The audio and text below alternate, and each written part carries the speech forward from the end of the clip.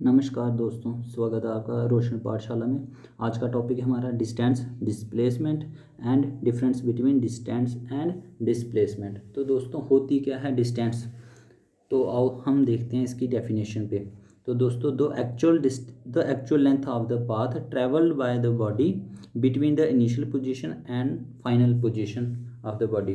तो दोस्तों, क्या मतलब है इसका? जो एक्चुअल लेंथ कवर की जाती है किसी भी बॉडी द्वारा, किसी भी रास्ते की, उसके स्टार्टिंग पॉइंट से लेके उसके लास्ट पॉइंट तक जो भी बीच में आपकी एक्चुअल लेंथ कवर की जाएगी उस बॉडी के द्वारा, वो आपकी क्या कहलाएगी? डिस्टेंस कहलाएगी। तो दोस्तों, इसको हम देखते हैं थोड़ा सा फिगर के व्यू से। दोस्तों, मान लेते हैं एक जे हमारे पास एक लेंथ है जो ए पॉइंट से लेके बी तक है, जो दोस्तों आपकी कितनी है? 15 मीटर है। तो बॉडी जो जे बॉडी है, जे ट्रैवल कर रही है आपकी इस पोजीशन से लेके इस पोजीशन। तो जे आपकी इनिशियल पोजीशन है दोस्तों, जे आपकी फाइनल पोजीशन है। तो इसके बीच में मान लेते हैं हम 11 मीटर का क्या है? डिफरेंस है। 11 मीटर का ये रास्ता है, जो लेंथ है ये। तो दोस्तों, अब हम क्या बोलेंगे? जे हमारे पास एक टोटल पाथ था जो ए से लेके बी तक कितना था हमारे पास? 15 मीटर। बट एक बॉडी द्वारा एक्चुअल लेंथ कितनी कवर की गई? आप बोलोगे 11 मीटर। तो दोस्तों, जे 11 मीटर ही आपकी क्या कहलाएगी? डिस्टेंस कहलाएगी 11 मीटर। हमारे पास पाथ कितना था दोस्तों? 15 मीटर, बट डिस्टेंस कितना आई हमारी? 11 मीटर। तो दोस्तों, जे था आपका डिस्टेंस का कंसेप्ट। तो इसके कुछ इंपॉर्टेंट पॉइंट हैं, वो हम आओ देखते हैं। It is always positive. तो दोस्तों, ये हमेशा पॉजिटिव रहेगा। क्यों पॉजिटिव रहेगा? क्योंकि दोस्तों हमारे पास डिस्टेंस कब आएगी? जब एक बॉडी एक पॉइंट से दूसरे पॉइंट तक मूव करेगी। और जब मूव करेगी ऑलवेज क्या होगा? हमारे पास एक पॉजिटिव मैग्नीट्यूड आएगा। तो हमारे पास एक पॉजिटिव रिलेशन आएगा। तो दोस्तों, वो हमारा क्या कहलाएगा? तो हमारी डिस्टेंस क्या होगी? Always positive. सेकंड पॉइंट की बात करेंगे तो ये हमेशा स्केलर क्वांटिटी रहेगी। दोस्तों, कभी भी हमें डिस्टेंस जो मिलेगी वो कोई वेक्टर क्वांटिटी में नहीं मिलेगी। कारण उसका कोई भी डायरेक्शन नहीं होगा। इसका ओनली क्या होगा? हमारे पास मैग्नीट्यूड होगा। तो ये क्या है? हमारी स्केलर क्वांटिटी है। इसका क्योंकि इसका सिर्फ मैग्नीट्यूड होता है, इसकी डायरेक्शन नहीं होती, इसलिए ये क्या है? हमारी स्केलर क्वांटिटी। नेक्स्ट बात करेंगे, इसका यूनिट क्या आएगा दोस्तों? मीटर। यूनिट क्या होता है हमारा? डिस्टेंस का मीटर होता है। दोस्तों, हम इस पे एक क्वेश्चन करते हैं छोटा सा। तो ये क्वेश्चन क्या कहलाता है हमारा? If a body move from point A to point B, then return to A point to C and then stop it. दोस्तों, ये क्वेश्चन बोल रहा है हमारा, अगर कोई बॉडी ए से लेके बी तक जाती है, ए से बी तक गई पहले, और बी से फिर रिटर्न होके सी पे आके रुक गई, तो उसका टोटल डिस्टेंस कितना होगा? तो दोस्तों, हमें इस रिलेशन में बताया हुआ है ए से बी तक हमारे पास कितना है? 100 मीटर। और देन बॉडी बी से रिटर्न कहाँ पे आई? सी पे आई। तो प्लस हमारे पास कितना आएगा? 40 मीटर। तो आंसर हमारा कितना आएगा? टोटल 140 मीटर, जो कि हमारा जे टोटल डिस्टेंस कवर किया जाएगा। सो लेंथ कवर कितनी कर रही है ये बॉडी हमारी? दोस्तों, हमारे पास पाथ था टोटल 100 मीटर का, पर जो हमारी बॉडी मूव हुई है वो ए से पहले बी तक हुई, ए से हमारी बी तक हुई, देन बी से सी पे आई रिटर्न होके। तो पहले 100 मीटर कवर किया, देन रिटर्न में उसने 40 मीटर कवर किया। तो इसलिए हमारी ए से बी और प्लस बी से सी, तो हमारा टोटल डिस्टेंस कितना आ गया? तो 140 मीटर। तो दोस्तों, ये था हमारा कंसेप्ट किसका? डिस्टेंस का। तो ये हमेशा पॉजिटिव रहेगा, स्केलर क्वांटिटी होगी और यूनिट इसका मीटर में रहेगा। देन दोस्तों, हम देखते हैं क्या होता है आपका डिस्प्लेसमेंट। तो दोस्तों, डिस्प्लेसमेंट की क्या डेफिनेशन बोलती है? The displacement of a body is the change in position of the body in a particular direction and is given by a vector drawn from its initial position to its final position। तो दोस्तों, क्या है displacement?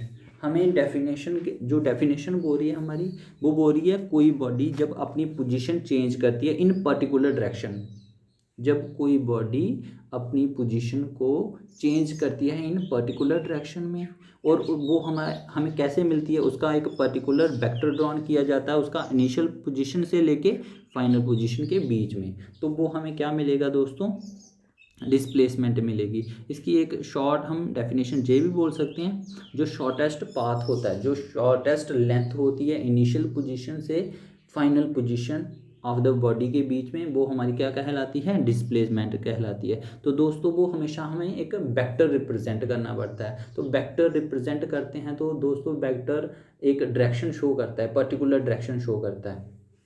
मान लेते हैं दोस्तों कुछ examples हैं हमारे पास, जैसे एक बॉडी है, वो ए पे थी, आपकी ए पे थी, देन ऐसे रिटर्न होके आपकी कहाँ चली गई, वो बी पे चली गई, और उसकी फाइनल पोजीशन क्या है, बी। इनिशियल पोजीशन कौन सी थी उसकी, ए।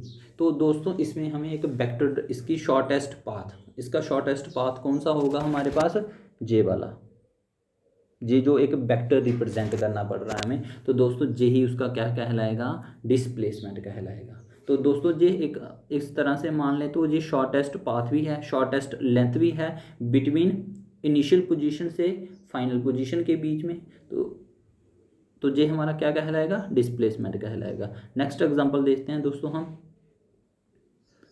मान लेते हैं एक बॉडी थी, पहले वो थी ए पे, देन वो बॉडी आपकी कहाँ गई, बी पे गई, इस तरह से गई, देन वो बी से सी पे चली गई, और सी पे जाके वो स्टॉप हो गई। अब इसके बीच में हमें निकालनी है डिस्प्लेसमेंट, तो इसके बीच में हमें एक वेक्टर रिप्रेजेंट करना पड़ेगा, जो इस तरह से होगा रिप्रेजेंट शॉर्टेस्ट में, क्योंकि vector always comes from the shortest path. तो जो ये आपका शॉर्टेस्ट लेंथ कवर करेगा, ये आपका क्या कहलाएगा, डिस्प्लेसमेंट कहलाएगा दोस्तों। अब आओ इसके कुछ हम इम्पॉर्टेंट पॉइंट्स देखते हैं दोस्तों। जो डिस्प्लेसमेंट होगा ऑलवेज दोस्तों वो पॉजिटिव होगा, वो पॉजिटिव भी हो सकता है, वो नेगेटिव भी हो सकता है, वो जीरो भी हो सकता है दोस्तों। जे हम नेक्स्ट एग्जांपल में कर रहे हैं, नहीं तो दोस्तों अभी देख लेते हैं इसको,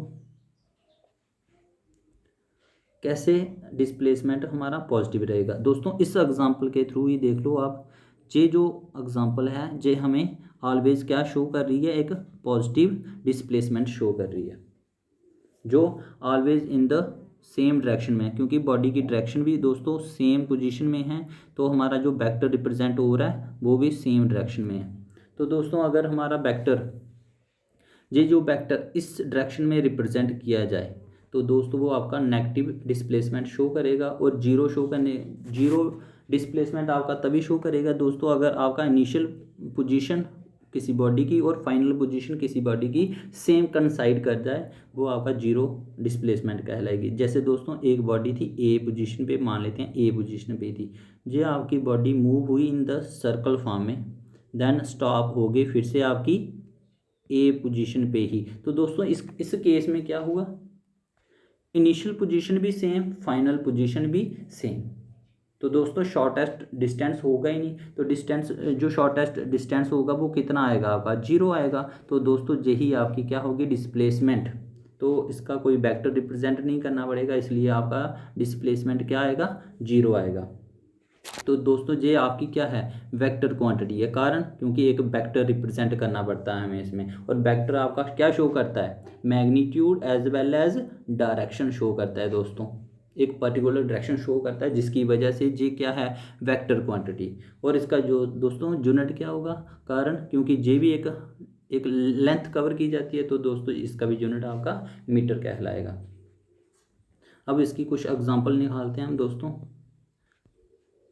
दोस्तों मान लेते हैं एक बॉडी है आपकी, वो पोजीशन ए पे थी, ए पोजीशन पे थी, वो आपकी पोजीशन बी पे चली गई पहले, और बी से आपकी लास्ट में उसका फाइनल पोजीशन क्या रही, सी। पहले वो ए से बी गई, देन बी से वो ए आ गया, सी, बी से सी आ गई। तो इस केस में हमें क्या निकालनी है, डिस्प्लेसमेंट निकालनी है। तो दोस्तों इस केस में आपकी जो डिस्प्लेसमेंट होगी वो आपका शॉर्टेस्ट क्या होगा, शॉर्टेस्ट लेंथ कितनी है ए से सी के बीच में, क्योंकि हमारी डेफिनेशन क्या बोलती है, जो वेक्टर ड्रॉन किया जाता है इनिशियल पोजीशन के बीच में और final position final position of the body के बीच में, वो आपका डिस्प्लेसमेंट कहलाएगा। तो दोस्तों इसमें जो वेक्टर रिप्रेजेंट होगा वो जे होगा, ए से सी तक। ए से सी तक जो वेक्टर रिप्रेजेंट होगा वो आपका क्या कितना होगा दोस्तों, टोटल 100 थी, 100 से 40 माइनस की जाए तो आपका कितना आ जाएगा, 16 मीटर। 16 मीटर आपका जो ए सी वेक्टर रिप्रेजेंट कर रहा है वो आपका डिस्प्लेसमेंट शो होगी। तो दोस्तों जैसे इसमें हमने बताया हुआ है डिस्प्लेसमेंट कितनी आएगी इस केस में, 16 मीटर। और दोस्तों अब हम एक स्पेशल केस देखते हैं जो डिफरेंस बिटवीन होगा डिस्टेंस और डिस्प्लेसमेंट के बीच में। तो दोस्तों क्या होता है आपका डिस्प्लेसमेंट, पहले हम देखेंगे डिस्टेंस।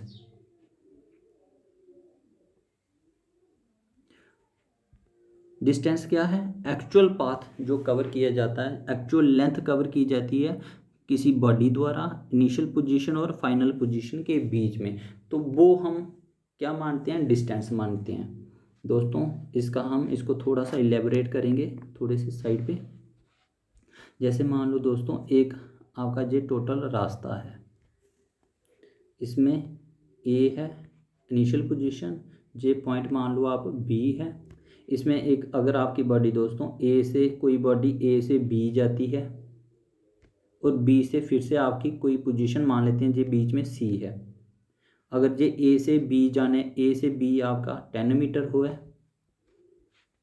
और इधर से आपका ये 4 मीटर है बी से सी तक, तो टोटल डिस्टेंस कितनी होगी इस केस में दोस्तों, तो 10 + 4, 10 + 4 आपका 14 मीटर। दोस्तों ये क्या आ जाएगा आपका, डिस्टेंस आ जाएगी। बट अब हम इसका केस देखते हैं डिस्प्लेसमेंट का, shortest path length between initial and final position में। तो दोस्तों इसी केस में हम देखेंगे, इसी केस में हमारा जो डिस्प्लेसमेंट निकलेगी वो कितनी, ये तो आपकी डिस्टेंस आ गई दोस्तों। अब हम डिस्प्लेसमेंट देखेंगे तो आपकी पोजीशन आपकी क्या थी, जो बॉडी की पोजीशन पहले थी आपकी ए पे, अब फाइनल पोजीशन क्या है दोस्तों, सी पे। तो इस ए और सी के बीच में शॉर्टेस्ट डिस्टेंस कितनी आएगी, शॉर्टेस्ट जो वेक्टर ड्रॉन किया जाएगा वो ए से सी तक किया जाएगा। तो जे आपका कितना होगा, टोटल 10 थी, 10 में से 4 माइनस कर दो तो आपकी क्या आ जाएगी, डिस्प्लेसमेंट 6 मीटर आएगी। दोस्तों इस केस में आपकी क्या आएगी, डिस्प्लेसमेंट 6 मीटर आएगी। अब हम सेकंड पॉइंट देखते हैं दोस्तों इसका। तो जे ऑलवेज स्केलर क्वांटिटी होती है दोस्तों, आप जे पढ़ चुके हो, जो आपकी ऑलवेज क्या होगी, वेक्टर क्वांटिटी होगी। डिस्टेंस आपकी कभी भी जीरो नहीं होगी दोस्तों, जे आपको मैं बता चुका हूँ, डिस्टेंस कभी भी आपकी जीरो नहीं होगी, क्योंकि डिस्टेंस हमें तभी मिलेगी जब एक बॉडी एक जगह से दूसरी जगह पे मूव करेगी। पर दोस्तों डिस्प्लेसमेंट जो होगी वो जीरो भी हो सकती है, वो पॉजिटिव भी हो सकती है, वो नेगेटिव भी हो सकती है। डिस्टेंस कभी भी जीरो नहीं होगी और ऑलवेज कैसी रहेगी, पॉजिटिव रहेगी। तो दोस्तों मैं तीनों केस आपको बता चुका हूँ, डिस्प्लेसमेंट कैसे पॉजिटिव होती है, कैसे नेगेटिव होती है और कैसे जीरो होती है। दोस्तों सबसे महत्वपूर्ण जो रिलेशन समझने वाला है वो है आपका फिफ्थ रिलेशन, डिस्टेंस ऑलवेज क्या होगा, greater than equals to displacement. Distance इस रिलेशन के दो मतलब हैं दोस्तों, जहाँ इसका एक मतलब है डिस्टेंस ऑलवेज क्या होगी, ज़्यादा होगी डिस्प्लेसमेंट से, और दूसरा रिलेशन होगा जहाँ डिस्टेंस डिस्प्लेसमेंट के बराबर होगी। दोस्तों आओ इस चीज़ को हम समझते हैं कैसे। मान लेते हैं दोस्तों एक आपके पास एक रास्ता है, एक पाथ है, जिसमें एक बॉडी थी आपकी ए पोजीशन से बी तक, जो मान लेते हैं 10 मीटर है। इस केस में भी आपकी बॉडी है ए और जो मूव कर गई आपकी कहाँ तक, बी तक। इनिशियल पोजीशन क्या थी दोस्तों इसकी, ए पे, और फाइनल पोजीशन क्या है इसकी, बी तक। तो दोस्तों इस केस में आप मुझे बताओ डिस्टेंस कितना आएगा, तो आप सिंपल बोलोगे दोस्तों डिस्टेंस कितना आएगा इस केस में आपका 10 मीटर। अगर दोस्तों मैं पूछूं अब मुझे बताओ आप डिस्प्लेसमेंट बताओ, डिस्प्लेसमेंट कितना होगा इस केस में, तो दोस्तों आप बोलोगे इनिशियल पॉइंट और फाइनल पॉइंट के बीच में, final position of the body के बीच में जो शॉर्टेस्ट पाथ है, शॉर्टेस्ट लेंथ है, तो दोस्तों शॉर्टेस्ट लेंथ इसके बीच में कितनी है, यही होगी सेम, तो वो भी कितनी आएगी 10 मीटर। तो दोस्तों इस केस में देखो डिस्टेंस क्या हो रहा है 10 मीटर आ रही है, डिस्प्लेसमेंट कितनी आ रही है 10 मीटर आ रही है। मतलब ये हमारा फर्स्ट रिलेशन बता हमें मिल चुका कि डिस्टेंस क्या होगा, बराबर हो सकता है किसके, डिस्प्लेसमेंट के। तो दोस्तों ये एक रिलेशन मिला। हम दूसरा केस देखते हैं कैसे जो डिस्टेंस होगी वो ऑलवेज ग्रेटर देन हो सकती है किससे, डिस्प्लेसमेंट से। दोस्तों ये आपका सेकंड केस देखते हैं हम। ये मान लेते हैं एक बॉडी है, पहले वो ए पे थी, देन वो बी पे गई, देन वो सी पे गई। तो दोस्तों ये मान लेते हैं आपका 5 मीटर है और ये आपका 20 मीटर है। दोस्तों हम थोड़ी सी अच्छी सी वैल्यू लेते हैं, ये मान लेते हैं आपका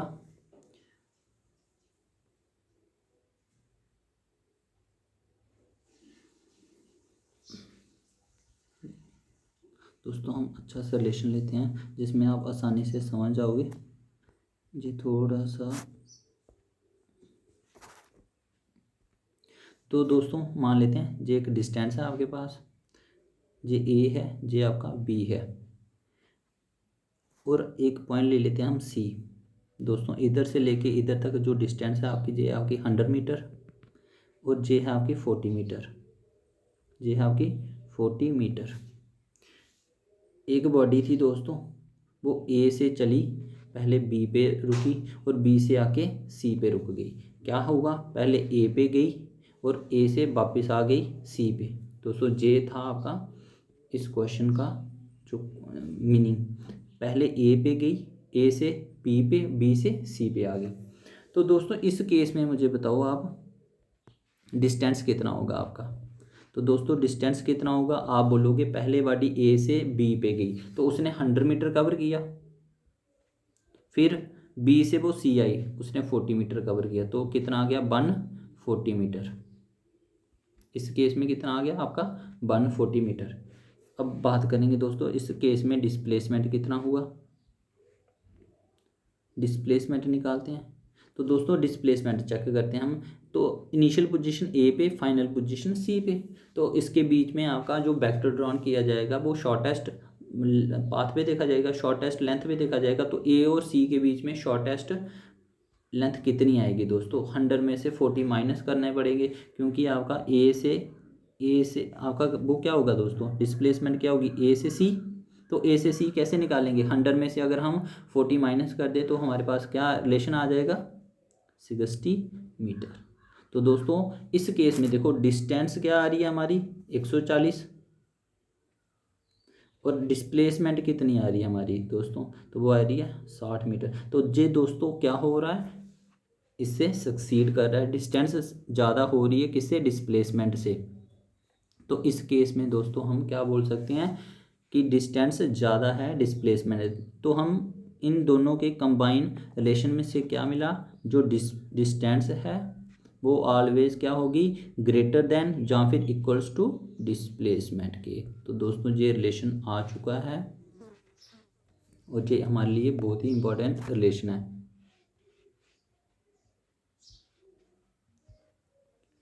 नेक्स्ट दोस्तों एक नोट करके हमने पॉइंट लिखा हुआ है, ये क्या बोल रहा है, जो डिस्टेंस ट्रैवल की जाती है पर यूनिट टाइम में, कोई भी डिस्टेंस है दोस्तों, कोई भी डिस्टेंस है पर यूनिट टाइम में जो ट्रैवल की जाएगी उससे कौन सा रिलेशन निकलेगा, हमारा स्पीड निकलेगा। मान लें एक दोस्तों ये एक डिस्टेंस है, इसको एक हावर में कोई बॉडी, एक हावर में जहाँ एक सेकेंड में कितना कवर करती है ये डिस्टेंस, कोई बॉडी कितना डिस्टेंस एक हावर में जहाँ एक सेकेंड में कवर करिए, वो हमारा कौन सा रिलेशन निकलेगा, उस रिलेशन से हमें डिस्टेंस स्पीड मिलेगी दोस्तों। Distance travel per unit time is called speed. पर दोस्तों अगर डिस्प्लेसमेंट की जाए, डिस्प्लेसमेंट कवर की जाए पर यूनिट टाइम में, तो वो हमें वेलोसिटी का रिलेशन देती है। तो दोस्तों ये हम नेक्स्ट लेक्चर में देखेंगे क्या है स्पीड, क्या है वेलोसिटी। तो आज के लिए दोस्तों इतना ही था। Thank you.